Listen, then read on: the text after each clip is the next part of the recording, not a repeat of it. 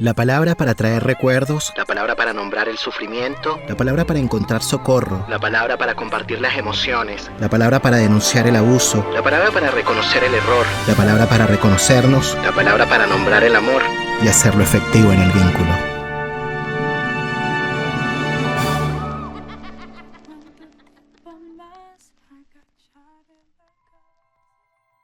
Damos la bienvenida a un nuevo episodio del ciclo de cine 2025 de La Palabra y el Vínculo.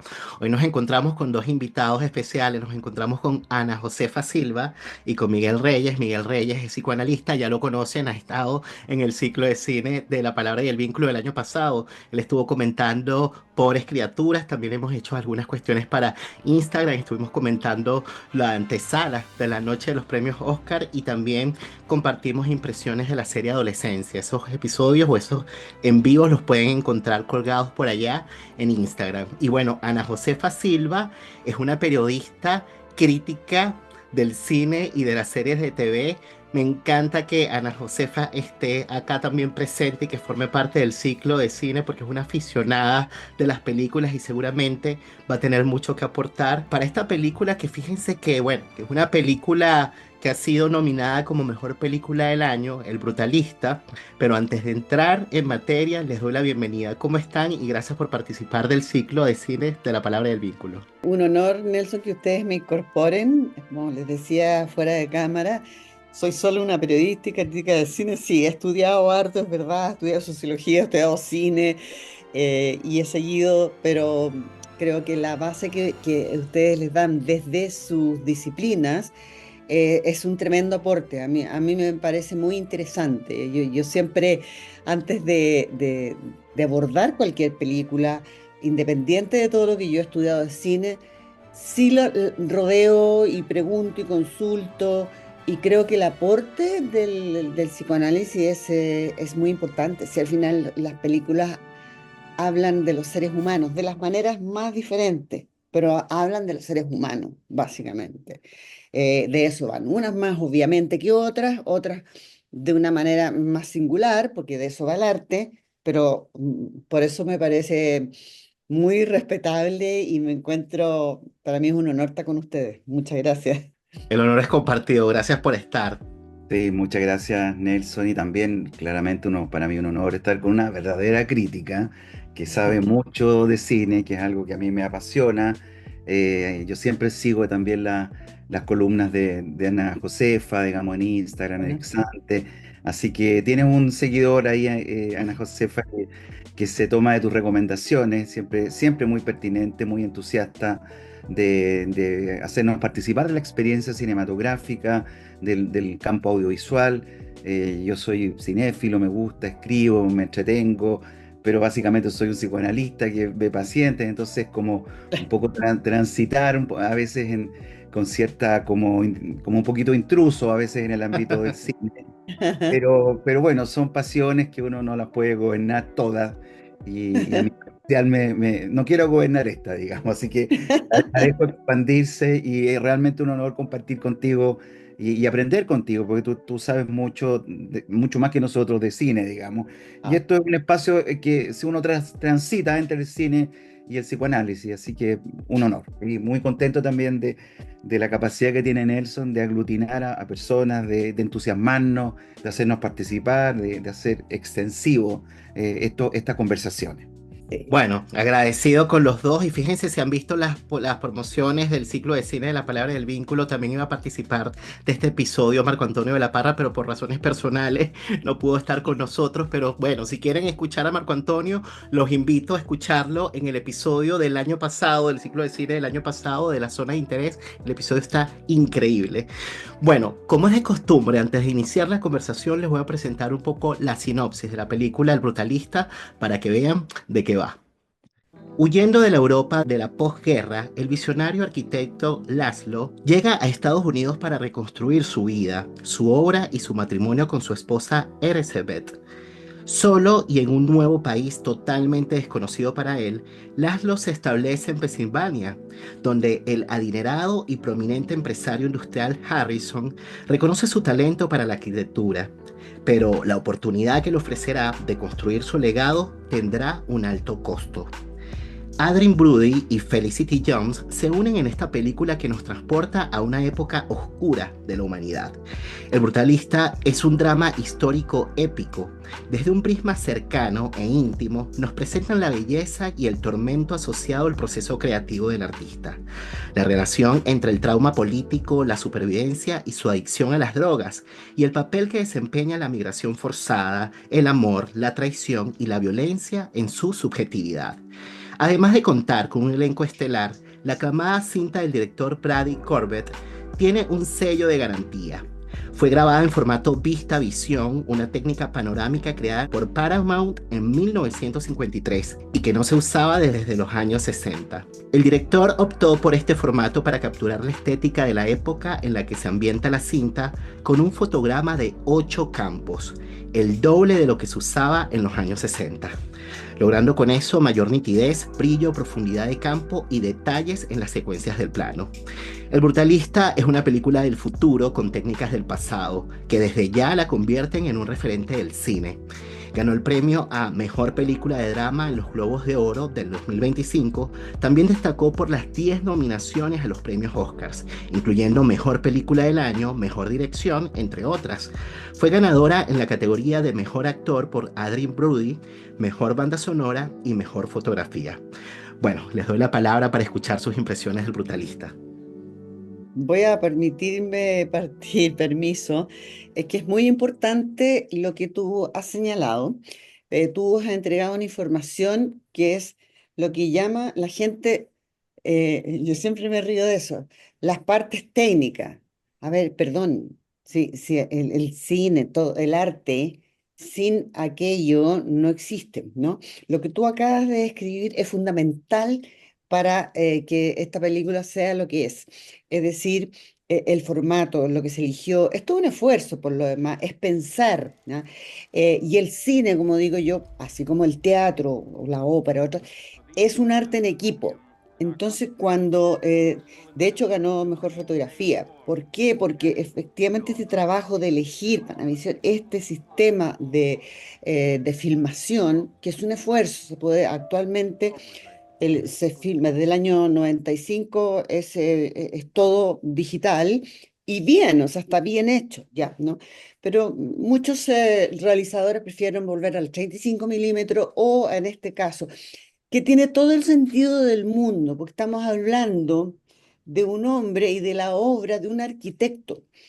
Entonces tú tienes que saber mostrar y además, como bien señalabas tú, cómo se relaciona él con la época, cómo la historia, la política, no sé, ustedes lo saben mejor que yo, nos determinan la vida. Y la película, El Brutalista, se llama no casualmente El Brutalista, porque podríamos decir, bueno, se podría llamar el brutalismo, que ya sabemos que es una corriente arquitectónica posguerra y que tiene este sentido, pero se llama el brutalista y está hecha de esa manera para que entendamos que esa corriente arquitectónica, que es para los edificios, también define al protagonista, también está definido. Tú lo dijiste, aquí hay sus dolores, etcétera.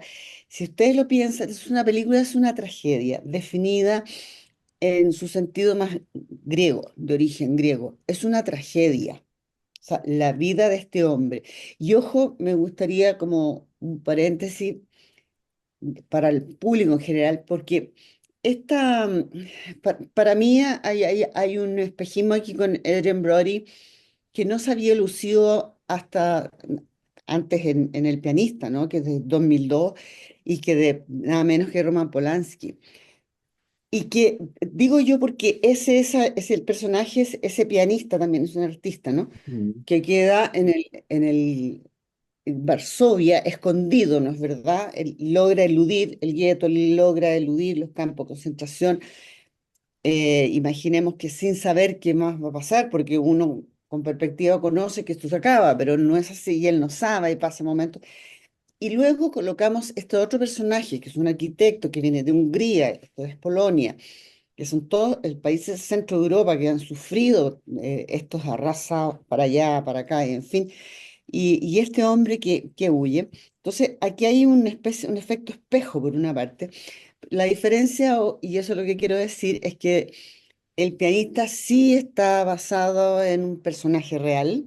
Ujú, El brutalista, digamos que es un falso biopic, por decirlo así, ¿ya? ujú. No es, parece una biopic, o sea, una película biográfica, pero y de hecho hacia el final, me imagino que la vieron, no sé, no estoy haciendo spoiler, hacia el final cuando muestran que está en la Bienal, etcétera. Bueno, este personaje no existió, Laszlo. Está inspirado, por supuesto, en algunos de los artistas que conformaron este movimiento, pero el relato de la película está hecho de tal modo Que que a ti te pareciera. absorbe.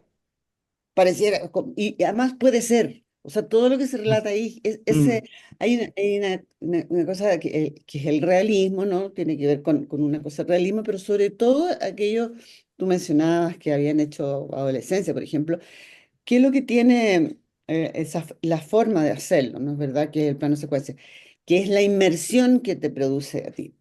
Entonces, acá también la manera en que se hace y te traslada a esa época, te produce un efecto inmersivo y tú realmente piensas que eso existió. Y no importa que no existiera porque debe haber personas que vivieron lo que él vivió, que es una tragedia en el fondo, que llega a salvarse. Ojo, él arriba a Nueva York el año 47, mm. es decir, ya terminado la guerra, en cierto modo, está huyendo los nazis, pero ya Hungría está con el ejército rojo encima, ¿no? Y de hecho tenemos este tema de su mujer que está trabada ahí en la frontera de Viena, entonces tiene que intervenir un abogado, a ver cómo lo hacemos, etcétera. Entonces, esa trabazón que hay es muy importante. Bueno, hay otras cosas que decir, pero me voy a tener mucho. Sí, yo me voy a tomar un poco de lo que decía Ana Josefa para ir dándole un poco una vuelta respecto de lo que a mí me fue, cómo se me fue volviendo interesante el film. Efectivamente, acá es muy importante la forma, es decir, la forma cinematográfica que el director y su equipo, ¿no es cierto?, deciden para poner en escena esta historia, esta ficción, como bien dices tú, que parece efectivamente una biografía, pero que en el fondo no lo es, y que mucha gente salió pensando que existía esta Claro, persona, empezaron a buscar en Wikipedia, que sé yo, y salía que era, en fin, que no había existido, pero él encarna, ¿no es cierto?, en su vida, digamos, distintas problemáticas. Entonces, lo primero yo diría es que es una ficción, que es importante el terreno de la ficción en el cine, digamos, en la novela, y que la ficción es un invento, ¿no es cierto? Es un invento necesario, un invento que valoramos mucho, pero que es un invento, diríamos, de buena leche, por así decir, no es un invento tramposo como una mentira. Esta es una ficción donde uno, como espectador, asume ciertas premisas. El director tiene que ser suficientemente persuasivo para convencernos de asumir algunas premisas, y yo creo que el tipo de Brady Corbett lo hace. Entonces es un juego limpio entre la ficción que él nos propone de esta vida, ¿no es cierto?, de Laszlo Todd y toda su tragedia que vive en Estados Unidos. Y, ¿no es cierto?, nosotros como espectadores aceptamos esa ficción, nos sumergimos en el film y empezamos probablemente en ese choque de ficciones, a encontrar algunas verdades respecto de ciertos temas o tocar ciertos temas. Entonces, pienso yo, ¿cuáles podrían ser esos temas, digamos, que la película intenta tocar de alguna manera con esa forma visual, en vista visión, con imágenes muy, muy espectaculares? Pienso yo que hay varios temas interesantes. Hay una gran metáfora, yo diría, entre la idea de la construcción de una obra, ¿no es cierto?, y la construcción de una vida, Mm. como la idea constructiva. Es decir, y esa metáfora es transversal a toda la película. Él es un arquitecto, no es un constructor, pero es un arquitecto que diseña obras, ¿no es cierto?, para que las personas las habiten en una cierta relación armónica con el entorno y con su época, y al mismo tiempo se está construyendo, más bien reconstruyendo. porque es una persona que viene dañada, es una persona que viene escapando, que han separado a su familia, que seguramente han matado, digamos, más de algún miembro, ¿no es cierto?, de su estirpe. Él es un judío, había una persecución brutal. Entonces es un hombre que viene ya, un hombre maduro, no es un niño que está llegando a Nueva York, no es como Vito Corleone, así que llega chiquitito, digamos, y de hecho se parece mucho quizá al comienzo, a cuando llegan y ven la Estatua de la Libertad, tanto Vito Corleone, que es un inmigrante, pero era un niño, digamos, de Italia, digamos, a principios de siglo, 1900, por ahí, y este Laszlo, que llega ya en una edad adulta, él viene con su historia profesional, con sus dolores, con sus pérdidas, y creo que hay una también metáfora interesante como de el nacimiento. O sea, creo que las primeras imágenes que hay en negro con estos ruidos auditivos, pues parecen como una suerte como de circulación, en un parto, por así decir. Como que uno de la oscuridad, digamos, de repente sale a la luz, y uno podría jugar como que hay algo así del orden de un renacimiento, digamos, con la alegría que puede significar renacer en condiciones en que prácticamente se estaba muriendo él, y probablemente separado de su familia. Hay una metáfora ahí interesante a él de voy a renacer, quiero tratar de reconstruir. Él no sabía que su mujer estaba viva o muerta, pero quiero renacer en esta América de oportunidades, en principio, el sueño americano, a los años 47, en una América relativamente pujante, industrializada. Y la película nos va mostrando insertos justamente de Pensilvania, el desarrollo del acero, de cómo va creciendo. O sea, nos va dando en formato documental, y eso es real, digamos, y Sí, ahí vamos nosotros siendo, digamos, eh, afectados por este falso realismo, por así decir, de que eso está pasando. Y yo pienso que el director, en general, si uno revisa la obra de él, La infancia de un líder o Vox Lux, que son películas anteriores, él siempre trabaja con esa metodología, como de cruzar eventos históricos importantes con la subjetividad, cómo esos eventos de alguna manera marcan la subjetividad, ¿no es cierto?, en este caso de un arquitecto. O sea, como la guerra de Corea, como la industrialización americana, como el capitalismo bullante, ¿no es cierto?, como la condición de inmigrante, como la condición de la República, o sea, de la creación del Estado de Israel, van marcando la vida, ¿no es cierto?, de esta persona, que va a tener altos y bajos. Él viene ya dañado, es una persona que exacto. tiene heridas de guerra, tiene heridas de separación familiares. Entonces, la película parte así, parte como, bueno, acá hay una nueva oportunidad. Y él llega con las mejores intenciones, con el bagaje artístico que trae, desconocido para esa época probablemente, y para el empresario, y él viene de cierto modo a renacer. Entonces hay esta metáfora de la construcción de una obra y la construcción de una vida. Yo creo que la película un poco va a intentar mostrarnos cómo esos ámbitos se van cruzando. Eso como para comenzar. Bueno, Así muy es. interesante lo que han traído. En principio traen la idea, bueno, de la tragedia, ¿no? Es una tragedia, decía Ana Josefa. Y luego esta metáfora, ¿no? Del renacimiento, ¿no? De un sujeto que viene dañado, ¿no? A propósito Así de es. las separaciones, de las heridas, de la guerra, de tantas cosas, ¿no? Que sucedieron antes de su llegada a Estados Unidos, pero en Estados Unidos también sucedieron cosas muy dramáticas, ¿no? Y estaba pensando muchísimo en las condiciones de posibilidad, justamente como para que tenga lugar esa construcción. Y bueno, escuchando algunas reseñas de esta película antes de grabar con ustedes, un crítico decía que de alguna manera el brutalismo se podría también tomar como una especie de extensión de la psicología del personaje, ¿no? Yo no sé cómo le podríamos quizás dar una vuelta a esto, ¿no? Sobre todo por lo que representan estas obras, ¿no? Que son robustas, contundentes, ¿no? Pero que al mismo tiempo nos muestran una belleza estética, ¿no? Pero pensando justamente desde dónde es que surge esa belleza estética, ¿no? Surge de la oscuridad, surge del horror, ¿no? Pensaba en las condiciones de posibilidad para el Renacimiento, porque este es un sujeto que efectivamente tenía muchos recursos, ¿no? Pero eh, en este caso no dejo de pensar en el papel que desempeñó, por ejemplo, la esposa, ¿no? Que por supuesto tuvo una participación importantísima, lo vimos hacia la segunda parte sobre todo, ¿no? De la trama que toma, digamos, un tono mucho más dramático, ¿no?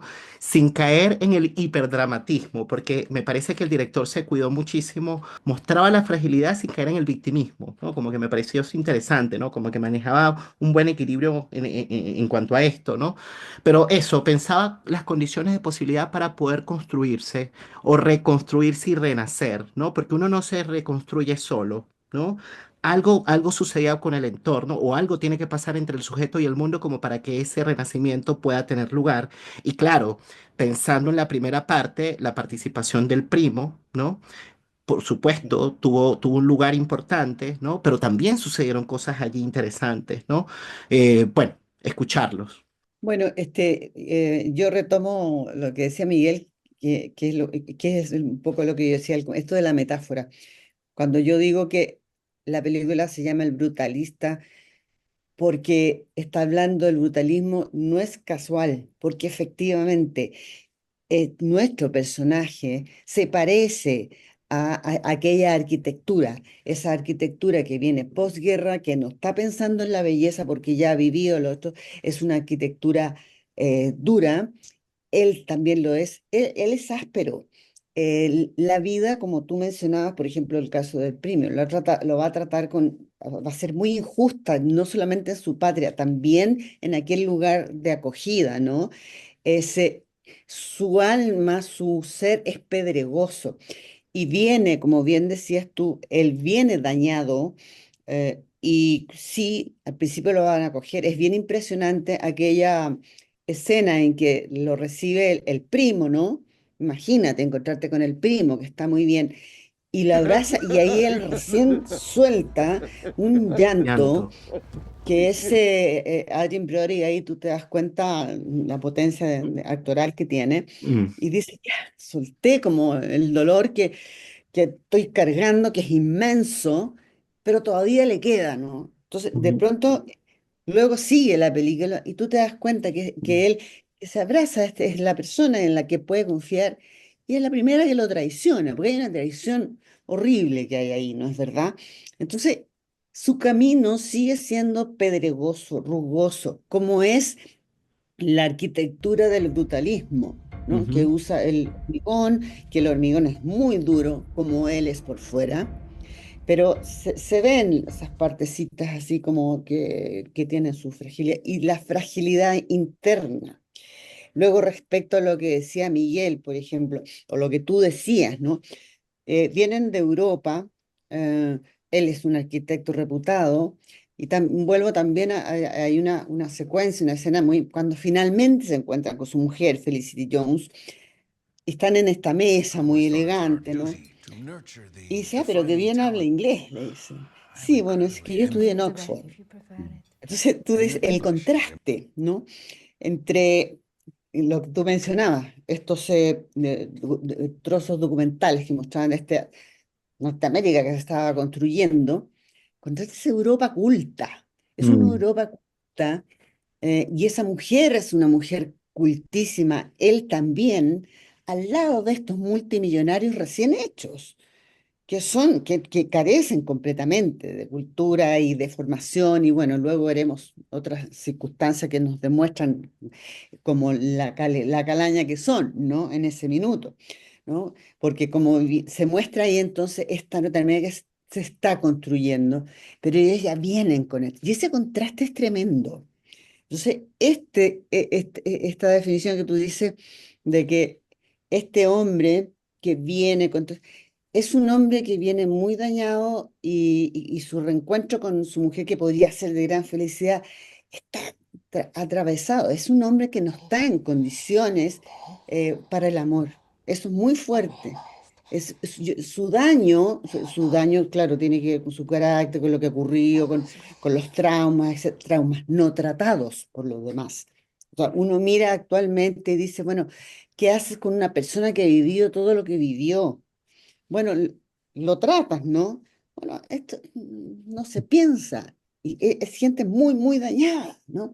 Y como bien decías, Nelson, la mujer en ese sentido tiene un rol muy interesante porque ella es más reflexiva, a pesar de que ha sufrido lo que ha sufrido, está en silla de ruedas por algo tan tremendo, por un problema de alimentación, o sea, así de fuerte, ¿no? Han Tremendo. perdido, etcétera. Entonces, Mm. bueno, ahí se van como decantando y tú vas, y a eso me refiero yo con que al final que encuentra esta liberación, pero su vida final es una tragedia. Finalmente termina siendo su camino, es solo el comienzo, su llegada, dice, ya, mi liberación. Sí, por supuesto, no, no moriste en la cámara de gas, pero su camino es áspero, es injusto, como digo yo, es pedregoso como el brutalismo.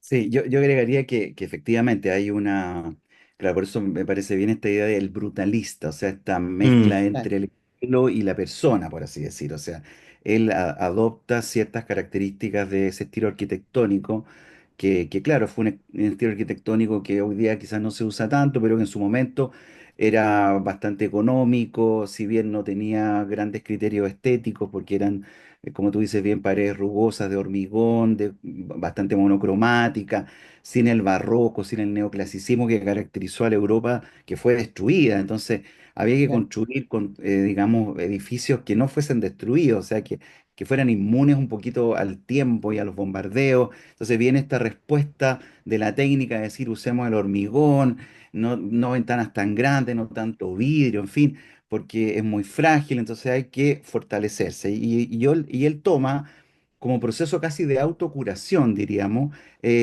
su trabajo. O sea, su identidad se juega 100% en su trabajo. ¿Ah? Y ahí empezamos ya a ver elementos como interesantes de su personalidad, porque efectivamente él no es reconocido por su trabajo en principio, pero de a poquito la película nos va introduciendo de que el tipo era alguien que se formó en la Bauhaus, que era un arquitecto, ¿no es exacto, cierto?, prometedor, que tenía su empresa, que tenía una mujer culta, que hablaba perfectamente inglés, que es un tipo que viene, digamos, con trabajos, que habían reportajes de él, en fin, que participa de una generación muy importante en la Alemania, digamos, en la República de Weimar, ¿no es cierto?, en términos del diseño, de cómo pensar este nuevo diseño, digamos, mucho más funcional al siglo XX. Entonces, él viene con todo eso, pero nadie lo reconoce mucho. claro, Entonces, él tiene que hacerse reconocer. Y de hecho, cuando recién llega con este primo, con Atila, hay un momento en que le dice maestro. O sea, le da un primer reconocimiento. O sea, y uno dice, o sea, este tipo era alguien que formaba personas, que tenía algo, digamos, para que el otro lo reconozca como maestro y un poco se exponga a los criterios estéticos de Laszlo Todd y le muestre su mueblería, en fin, que vemos que es una mueblería muy a lo que el cliente quiere en esa época. Mm. exacto, Y ahí empieza a aparecer un poquito esta identidad artística de Laszlo, de decir, yo voy a ir un poquito más allá de lo que el cliente quiere. Voy un poquito más allá de la demanda, por así. Y el artista, normalmente el artista, ¿no es cierto?, de vanguardia, es el visionario, un poquito el que va más allá, el que de alguna manera hace otras cosas y al principio es rechazado y la gente no queda muy cómoda, pero poco a poco él va mostrando y mostrándose en una identidad artística mucho más, ¿no es cierto?, de vanguardia, cosa que al principio el empresario no reconoce, porque el primer encuentro con el empresario es Lo echaron. fatal. Sí. Claro, el empresario viene preocupado de su mamá, en fin, mira la biblioteca nueva que el tipo había diseñado, que todos sabíamos que era preciosa, en fin, y él ni siquiera la considera y se muestra esto del empresario que con mucho dinero, pero muy poco culto, muy poco refinado. ¿Ah? exacto. Pero un empresario que, como, bueno, tiene dinero, tiene el capital, digamos, cuando hay un reportaje a su casa y gente, otra, comenta la linda biblioteca que tiene Harrison Van Buren, él recién ahí dice, bueno, esto parece que es interesante, yo no lo tengo, yo no soy esa persona refinada, pero lo puedo comprar. Entonces se establece esa relación entre el capitalista, que tiene el dinero, pero que no tiene el talento, en este caso el talento artístico, porque él tenía otros talentos para hacer dinero, qué sé yo, pero bueno, él quería también vestirse de ese ropaje que Laszlo le entrega, digamos, y por eso que él de alguna manera ofrece dinero. Yo lo voy a comprar. Y ahí vemos un poco esta relación, un poco de fagocitarlo, de explotarlo, de vampirizarlo, Y aparece este personaje de Guy Pearce, que lo hace muy bien, digamos, eh, Excelente. que uno Mm, ve que esto, mm. esto que nosotros intelectualmente nos llevamos muy bien, tomándose ahí un brandy, fumando un puro, pero Laszlo no se deja tanto impresionar por todas esas eh, señales de riqueza, digamos. Él lo que quiere es una oportunidad para desarrollar su identidad artística. Entonces, cuando le ofrecen la posibilidad de construir este centro comunitario, bueno, él dice, acá yo me puedo mostrar. Yo me puedo mostrar y puedo desarrollar mi identidad artística.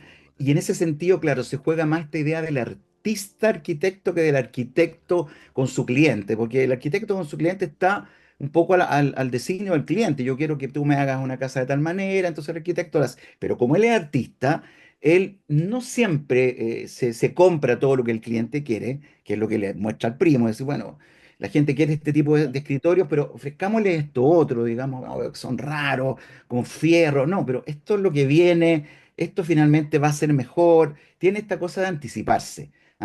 Que efectivamente viene de un mundo más culto, con un desarrollo mayor en cuanto a la arquitectura. Y en ese sentido, bueno, él empieza a mostrarse, su identidad se empieza a jugar ahí. Vemos que el problema que empieza psicológicamente a ocurrir es que como que prácticamente toda su identidad está puesta ahí en algún momento. Él se Exacto. obsesiona con la obra porque su obra es la extensión un poco de su propio yo en algún sentido. Por eso el Claro, brutalista, como decías, ¿no? Claro. Efectivamente, ¿no? Por esto, pero saben que, bueno, igual volviendo quizás a la pregunta, ¿no? Condiciones para el renacer, ¿no? Y para reconstruirse. Y claro, porque les decía que, claro, no se reconstruye solo y empezaron a aparecer un poco las referencias, ¿no? De las oportunidades que se les presentaron, primero con el primo, luego con este sujeto, ¿no? Que dicho sea de paso, lo peor de este sujeto no es que sea poco culto, ¿no? Lo peor de este sujeto es otra cosa, ¿no? Que claro. me parece que pudiésemos de pronto aprovechar de entrar en ese punto, porque me parece que con el primo efectivamente hubo una traición. Pero yo no sé cómo les llegó a ustedes, pero me parecía que había como una cuestión medio perversa o perversidad a nivel vincular, que es Claro. distinto, como una cuestión como que los límites estaban medio corridos, ¿no? Y entonces había una situación extraña allí con la pareja, en la que él de pronto accedió, pero con dificultad, entonces se prestó como para el juego, pero entonces después el otro, sobre la base de una desmentida, fue que después terminó diciéndole, tú fuiste el que transgredió, entonces chao, y bueno, volteando la tortilla, ¿no? Claro. Eso pasó con el primo, pero con este otro, claramente hubo un abuso, una situación de abuso. Y me gustó mucho como Sí. lo decías, Miguel, porque claro, intentó comprar el arte, era como que si hubiese querido apropiarse de algo que era imposible, ¿no? Y por eso terminó apropiándose de su cuerpo, ¿no? A la fuerza, con violencia, ¿no? Entonces, bueno, estaba pensando eso, si pudiésemos volver un poquito a las condiciones, ¿no? Oportunidades que se le presentaron, ¿no? Pero en donde las oportunidades, guardando las distancias, bueno, el asunto por un lado de la traición, de la perversidad y por otro lado todo el asunto de la violencia, ¿no? Sexual que se dio y cómo esta pareja de alguna manera pudo ubicar esto, ¿no? Porque ella con una fineza pudo de alguna manera, porque claro, no es que el tipo se lo confesó abiertamente, pero ella logró Sí, identificarlo, bueno. ¿no? Logró ubicarlo, ¿no? Y luego vino esta escena increíble en la que se enfrenta, ¿no? A Harrison y bueno, ya sabemos lo que pasó después, pero quería escucharlos, ¿no? A ver qué les pasa un poquito con esto que pasó con este personaje del primo y lo que pasó con Harrison, ¿no? Como bien dices tú entraste muy bien en materia, ustedes dos dominan mejor que yo eso. Efectivamente, acá cuando yo hablo de tragedia es porque este hombre viene a liberarse y se enfrenta como lo peor, viene dañado, ¿no es cierto?, internamente, y se encuentra con lo peor que puede tener un ser humano, que es el abuso, ¿no?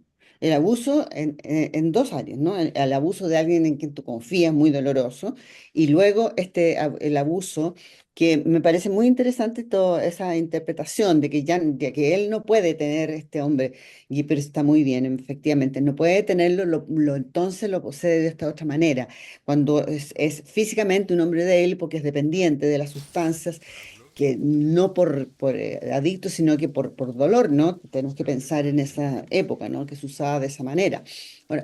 Y respecto al tema del arte, él, fíjate, lo interesante en la película, que como bien decías tú, Miguel, no es tan así como simplón. Los personajes son bien complejos. Él es un artista y no y él arriesga en realidad a pelearse con su mentor, digamos, porque lo supera el hecho de ser artista. Él le interesa, él considera que las cosas hay que hacerlas así, es muy lindo, además, como establece, por ejemplo, el tema de la luz, ¿no es cierto? Cuando refleja, construye de manera que la luz entra de tal manera, o sea, está muy bien pensado. Y porfía a ese respecto, pelea con estos personajes que él le pone al lado. Entonces tú dirías, mira, podría, como decías tú, humillarse ante el cliente, decir, ah, bueno, ya, no, no, el arte a él lo supera, el arte está por sobre él, por sobre sus dolores, sobre sus traumas, sobre su daño. El artista real le ocurre eso, que va, como decía Miguel, en contra de, no va para complacer.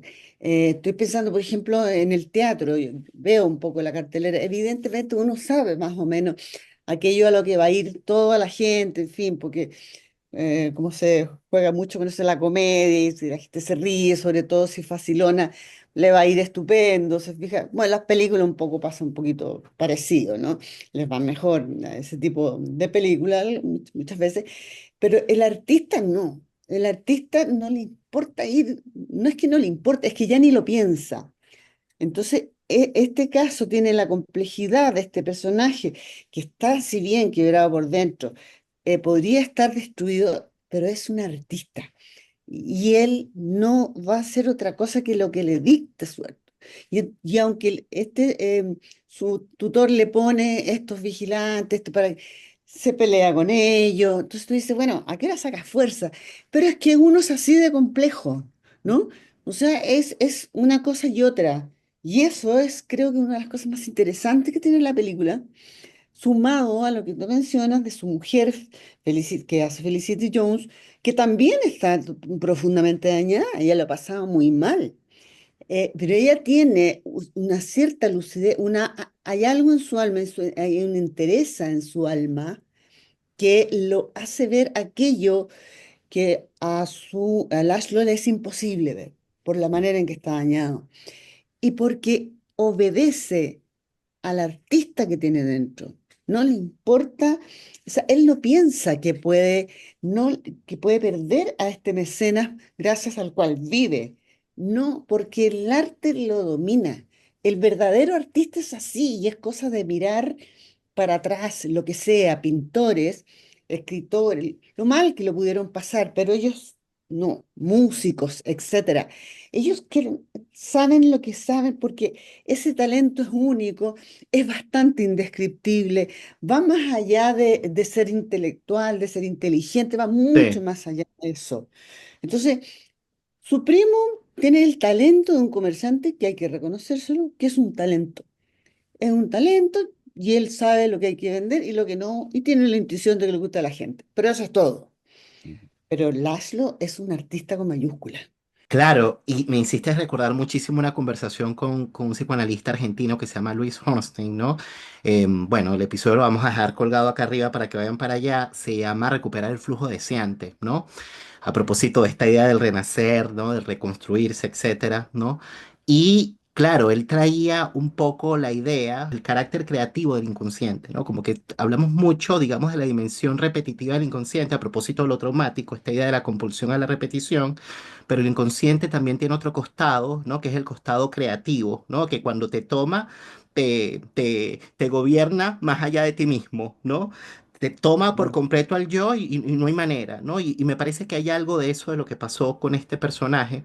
Y claro, de alguna forma, escuchándote, Ana, de alguna manera, bueno, lo que me llega en relación a la pregunta es que, claro, efectivamente, se le presentaron unas oportunidades, pero había una fuerza vital en él importantísima, ¿no? Que no habría que desconocer, que al contrario, me parece que es lo que está como que en primer lugar, que tú lo dices muy bien, ¿no? Como que es algo como indescriptible, porque efectivamente es una fuerza que emana de otro territorio, digamos, del psiquismo, que en este caso lo llamamos lo inconsciente, que es de alguna manera lo que permite que de alguna forma bueno, una persona pueda, bueno, ir encontrando los modos, las formas, en este caso es la arquitectura, para resistir, porque en el fondo no es solamente un acto creativo, también es un modo de resistencia, es como una manera de aferrarse a la vida, ¿no? De seguir viviendo a pesar de, ¿no? A pesar del Sí, daño. claro, y yo diría que con esa pulsión un poco de vida, donde efectivamente está ese aspecto creativo, artístico, de echarle para adelante, de, en fin, de enfrentar un poco al empresario, a la sociedad, lamentablemente, como este señor todavía viene dañado, también hay otro aspecto, y eso es lo entretenido del personaje, que está construido con muchas facetas, o sea, no es un tipo, el héroe bueno, que en realidad es impoluto, que qué sé yo, que con ideales puros y prístinos, él también tiene una parte compleja, era un mujeriego, lo dice su primo, a él le gustaban las mujeres, lo primero que hace cuando llega a Nueva York es visitar, ¿no es cierto?, un burdel, en fin, o sea, el tipo tiene una sexualidad, va a haber porno, es decir, también muestra el personaje, digamos, Brady Corbin, no lo muestra como un impoluto, sino que con alguien con una vida interna compleja, que va también apareciendo y que justamente, claro, esa como fragilidad, esos como auto boicot que él un poco se hace, lo exponen a riesgo. O sea, efectivamente, él es abusado en un momento en el que él estaba drogado. O sea, él se Es- va exponiendo por una parte un poco más autodestructiva que también lo habita. O sea, él tiene una parte constructiva, ¿no es cierto?, que anda muy bien. Pero tiene otra autodestructiva que no sabemos de dónde viene, ¿ah? Porque no nos dicen mucho sobre la infancia de él, lo podemos suponer, en fin, que tiene un aspecto un poquito autoconstructivo que él de repente se hace auto boicot. Yo me acuerdo la primera vez que lo invita el Harrison a comer, digamos, uno diría, bueno, ese día me preparo, me acuesto temprano, qué sé yo, y el tipo en ese momento se va, ¿no es cierto?, como a carretearse, se droga. Se acuesta como a las 5 o 6 de la mañana, en un estado ah, bastante penoso, y ese es el aspecto que también habita en él. Hay un aspecto más confuso, un aspecto más oscuro, que él tampoco lo puede gobernar muy bien, y es donde finalmente el empresario entra por ahí en un momento de fragilidad. Efectivamente, claro, como dice Ana Josefa, mucha gente abusaba de los opiáceos porque calmaban dolores de guerra, porque, en fin, no se sabían también sus propiedades tan adictivas. Entonces, bueno, la gente los usaba para aliviar el dolor, pero quizás, y eso es una hipótesis, el tipo tenía dolores mucho más antiguos, quizás, ¿ah? Más infantiles, no sabemos, no nos dice mucho la película, pero muy probablemente había algo ahí, porque el amigo se cura de la adicción en algún momento. ¿Te acuerdas el que era constructor también? Le dice, yo ya sí, dejé esto, y él no lo deja, y él no lo deja, y de hecho uno podría pensar que el momento en que lo deja es cuando expone a su mujer, que es lo mejor que él tenía, de cierto modo. Cuando ve que su mujer tiene un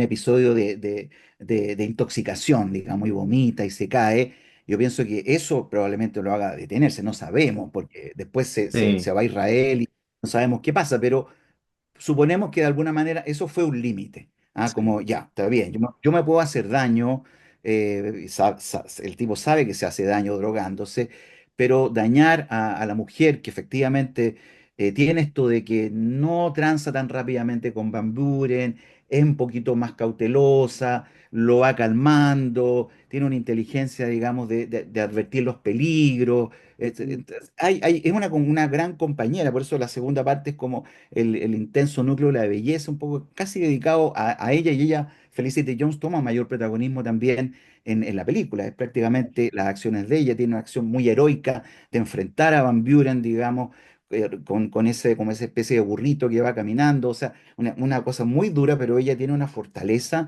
y tiene una cierta Impresionante. lucidez que lo saca y que lo ayuda, y probablemente fue lo mejor que le pudo haber pasado a él también. O sea, esta mujer que lo acompañó en un momento de fragilidad, que él mismo la expuso, pero que también de alguna manera fue un cierto límite a una espiral un poco de autodestrucción que a veces a él lo invadía y lo descompensaba. O sea, él oscilaba entre un elemento constructivo Y y un autodestructivo. elemento, digamos, de autodestructivo. Entonces, el personaje lo muestran así. es que me parece muy interesante lo que dice Miguel, digamos,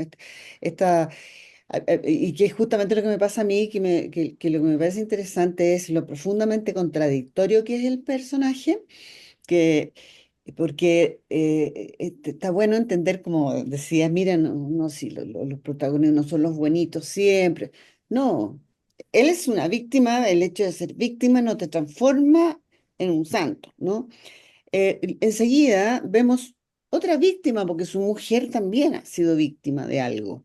Pero como bien tú señalas, hay alguna información que, por cierto, nosotros no tenemos de que por qué viene con daño, pero uno diría, mira, es un error de la película. No, está bien, porque efectivamente tú tienes, por usar un concepto más teatral, ¿no es cierto? Toda historia, de alguna manera, uno lo toma in media res. O sea, Mm, uno parte en un momento, ¿no? Cuando ya ha sucedido algo que, porque no, esto no es, no son estas series de 50 capítulos, ¿no? Claro. Esta es esta es una historia en Mm, concreto, pero es muy interesante lo que tú estás diciendo eh, porque las personas somos distintas. Entonces, ¿por qué este personaje Lazo, con todo el daño que tiene, más esta adicción que es a causa del dolor, no es por el placer, no, no es verdad, pero por ahí, porque en ese tiempo no se sabía bien lo que pasaba con los opiáceos, etcétera, tiene esta cosa autodestructiva y luego esta cosa luminosa del artista. En cambio, su mujer que ha sufrido lo suyo, o sea, ha mm, perdido una hija, viene con una sobrina que no abre la boca, que también es un personaje muy singular porque también está observando. mm, Y uno con solo la mirada, y en ese sentido está bien usada la cámara, esos primeros planos en que uno ve el rostro de la sobrina y te lo dice todo. O sea, el desprecio que tiene hacia esas personas y no va a responderles. Incluso llega a la mala educación de que no responder una pregunta. Pero ella tiene claro, ella tiene, posiblemente porque es más joven, qué sé yo, porque somos distintos, como dice, mm, eh, no responde. Y la mujer, entonces tenemos estos tres personajes que de alguna manera han vivido traumas parecidos, por lo menos en una parte. O sea, no es poco haber vivido el holocausto, ¿no? Ya, los tres de alguna manera lo han sobrevivido a aquello y tienen distintas actitudes frente a eso.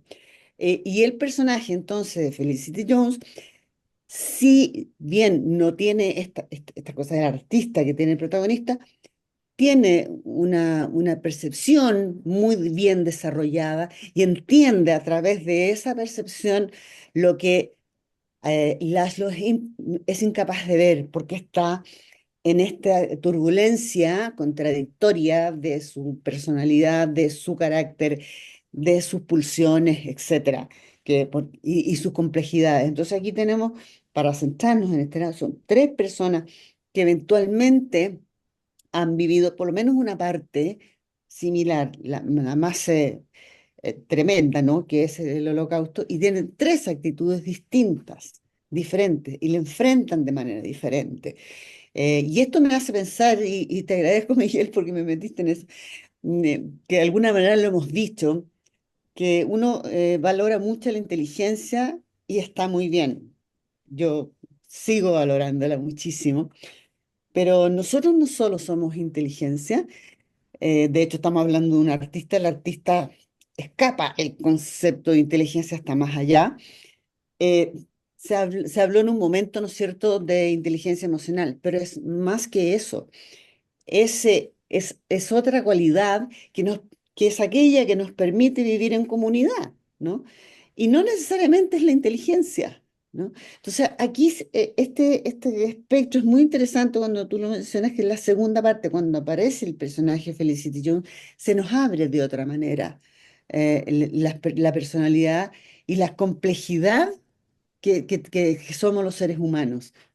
Ahí está como una muestra más el aspecto perverso que ya podríamos decir que salgamos de la comillas normalidad. Yo siempre digo, definamos qué es normal porque es muy complicado, ¿no? Pero saliendo, si nos centramos, entonces aquí tenemos tres personalidades con sus propias complejidades, contradicciones fuertísimas. En el caso de Laszlo, es un hombre brillante, pero esa sensibilidad que sí, también es inteligente, está claro que su mujer es inteligente, y esa sobrina que no habla, son tres aspectos de aquellas características de los seres humanos que deberían permitirnos vivir en comunidad, que es como tenemos que hacerlo. Y yo agregaría también, para tomar un poquito ese personaje que dice Ana Josefa, que es el personaje con el cual la película se abre y con el cual de alguna manera la película se cierra. Que es Sofía, esta niñita al principio que está siendo interrogada por los militares Sí, rusos, en fin, y le preguntan dónde está tu madre, y hay alguien que te está reclamando, y ella está con una especie de shock y no puede hablar, y durante mucho rato, como dice Ana Josefa, no habla, pero observa y saca sus conclusiones, pero cuando la empezamos a escuchar hablar, efectivamente ella, bueno, decide, digamos, con su pareja tener un hijo y emigra a Israel, digamos, y hace esa decisión importante en su momento, digamos, y después habla al final, digamos, o sea, porque ya vemos a Laszlo viejo, en fin, ya no está, ¿no es cierto? Erzabet murió, y la que toma la palabra, finalmente, Es ella. con la cual cierra la película, es ella hablando de la obra de su tío y ella pone palabras donde antes estaba muda. Entonces uno ve una evolución importante respecto de ponerle palabras cuando ya porque él hablaba por sus obras, diríamos, claro. Lázaro, pero ella le pone palabras y presenta su biografía. Y en ese momento la vemos con un aplomo, con una seguridad, ¿no es cierto? Y vemos cómo de alguna manera también Elizabeth y Lalo salvan a esta chica, porque es alguien que perdió a su madre, en fin, ellos la rescatan y de cierto modo uno se da cuenta cómo el legado no es abstracto, el legado también habita en las personas que hablan respecto de eso. O sea, la obra no es solamente la obra en sí, sino que la obra en tanto nos hace hablar, Ujú. nos hace tener un discurso respecto. Entonces, de alguna manera, esta Sofía, digamos, encarna con su evolución, con su biografía de una chica tremendamente traumada y muda, digamos, a alguien que finalmente toma la palabra, las palabras justas de un Lalo que está totalmente ya mudo, por así decirlo. ¿Tú te acuerdas del mensaje que ella da hacia el final? Porque ella da Sí, un mensaje emblemático, ¿sí? sí, sí. Ella dice, claro, que lo importante no es tanto el viaje, sino el destino. Mm. No sabemos si es lo que pensaba Lalo o lo que piensa ella, pero bueno, ella es la manera que ella que lee la obra, digamos. Que Ella lee la obra interpretó. desde ahí, claro, ella hace, claro y que es un poco contradictorio a lo que uno piensa, porque uno dice, bueno, lo importante a veces es el camino, pero en este caso ella lo prefiere decir así, lo importante acá no es tanto el camino, sino el destino. Y el destino acá es la obra, ¿no es cierto? Es lo que se generó, digamos, con cómo este Lalo se pudo reconstruir y cómo en esa reconstrucción también hay un homenaje a los campos de concentración, a las muertes. Es como un ejercicio de memoria, de cierto modo. Sí. Entonces yo creo que eso también es muy bonito de la película, de este tercer personaje que aparece muy, muy lateralmente al principio y que uno no sabe dónde ubicarlo, pero que finalmente toma un protagonismo fundamental. Qué bueno que lo mencionaste, porque cuando yo pongo estas tres Actitudes. personajes, Ujú. que son actitudes y también, como decía yo al comienzo, son todas las personas, nuestras vidas están influidas por la política, por la historia, por la sociedad que nos tocó ver. Entonces, ella, como la mujer más joven, a pesar del trauma, que no vivió los mismos traumas que sus tíos en este caso, ella sí, es interesante lo que cita, porque sí efectivamente para ella el destino fue bueno, ¿no? Entonces puede que haya sido complicado el viaje, pero terminó en un buen destino, tiene su hija, vive, en fin. En cambio, el caso de sus tíos, o sea, partimos la película con un viaje y este es el destino maravilloso, y resulta que no era maravilloso el destino, seguía este viaje y seguía de una manera terrible, ¿no? Entonces, claro, es bien singular porque uno dice, suele decir lo contrario, lo importante es el camino, ¿no? Pero para ella no, porque ella llegó a un destino.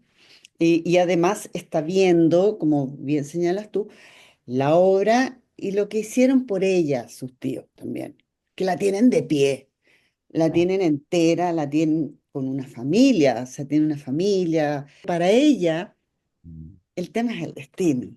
Claro. Ya llegó, ya Ya llegó, llegó y a salvo, ¿no? ya llegó al está, Y a ya está. salvo. es su Sí, punto de vista, ¿no? Entonces, claro. esto es bien interesante cuando digo los puntos de vista. Yo por acá tengo un Rashomon que me encanta de Kurosawa, Clásico, digamos, claro. que, ¿no es cierto? Que es justamente una película sobre los puntos de vista.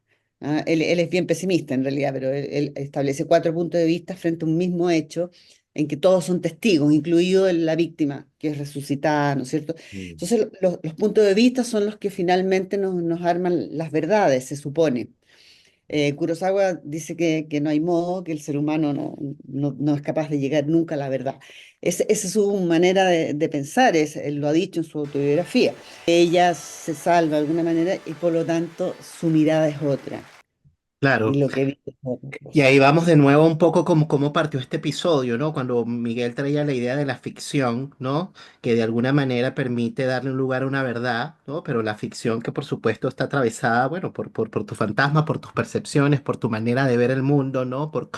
Y claro, ahí yo creo que es donde se ve un poco esa diferencia que tú estás marcando, ¿no, Ana? Ahora, bueno, ya nos estamos acercando al cierre del episodio. Ha sido una conversación increíble. De verdad que gracias por haber participado del ciclo de cine de la palabra y del vínculo. Pero antes de despedirme, yo les quería hacer unas preguntas que me parece que quizás pudiésemos como, bueno, ya yo creo que lo hemos dicho todo, o al menos en gran parte, ¿no? Porque no se dice todo nunca, pero hemos hablado de manera amplia y extensa sobre la película, pero hay algunos detalles que yo creo que quizás pudiésemos mencionar y que tiene que ver con que, bueno, a propósito de este personaje, creo que se llamaba Sofía, esta Sofía, sobrina, ¿no? Sofía, No lo dan a entender, pero pareciera que fue abusada.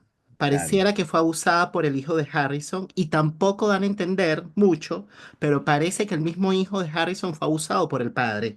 claro, claro. Pareciera, ¿no? Como que no sé cómo lo ven. Y claro, esto que estabas diciendo antes, Miguel, de esta identidad dura, ¿no? Haciendo alusión al paralelismo entre el brutalismo y el brutalista, ¿no? Claro, me sí, parece que esa rigidez efectivamente era muy quebradiza. Y ahí es donde vemos un poco esta dualidad, ¿no? Del carácter constructivo y autodestructivo, ¿no? Que en él habitaba al mismo tiempo.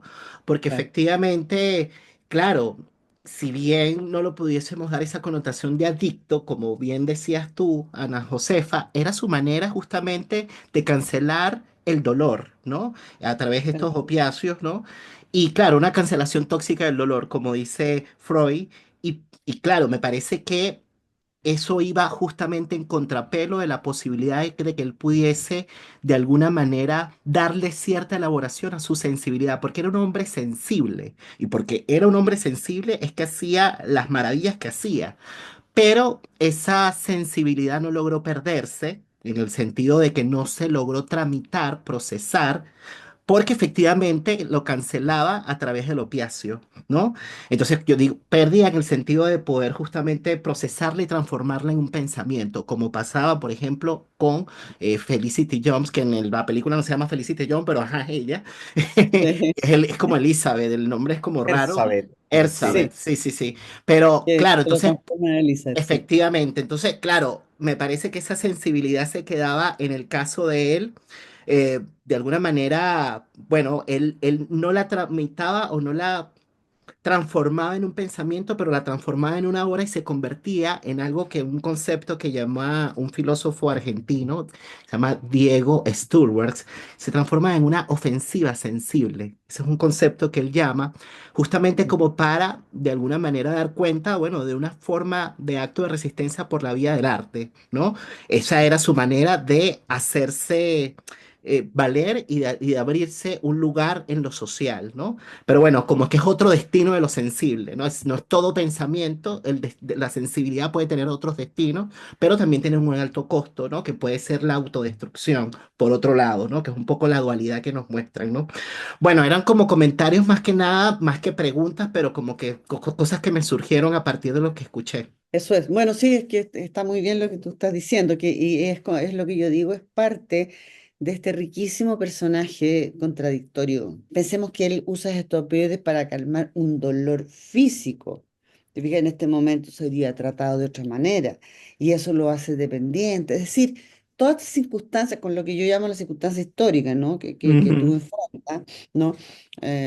Más la circunstancia política, todo aquello nos está determinando. Entonces, la palabra, me encanta tu nombre, la palabra y el vínculo, la palabra muy importante, es muy importante.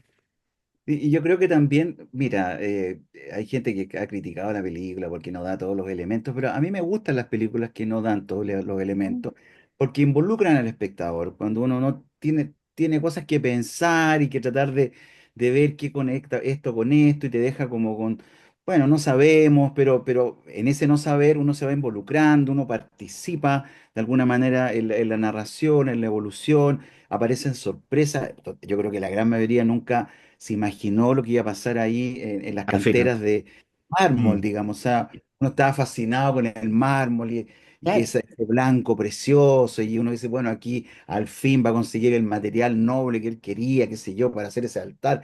Y pasa lo que pasa, digamos, nadie se esperaba eso, a pesar de que la relación entre Van Buren y Lalo era compleja, pero nunca nos imaginamos que era tal nivel, aunque teníamos estas pistas, como dice también Nelson, de la sobrina y del hijo de Harrison, que eran un poco complejas, pero la película juega con esa ambigüedad que a mí me gusta un poco. Me gustan las películas que tienen ese punto ambiguo y también, fíjate que al final, también cuando dan el discurso, también hay algo un poco ambiguo, que es el tema final con el cual termina la película, que es este One for You y One for Me, que es como una canción que es como rara respecto del film, digamos, porque Sí, tiene es una banda verdad, es verdad. extraordinaria, una banda sonora que ganó, que es muy buena, en fin, que podría haber claro. terminado con algún tema de ahí, alguna versión, y se tiran este temita, digamos, Que tú sientes que no tiene nada que cuando, ver.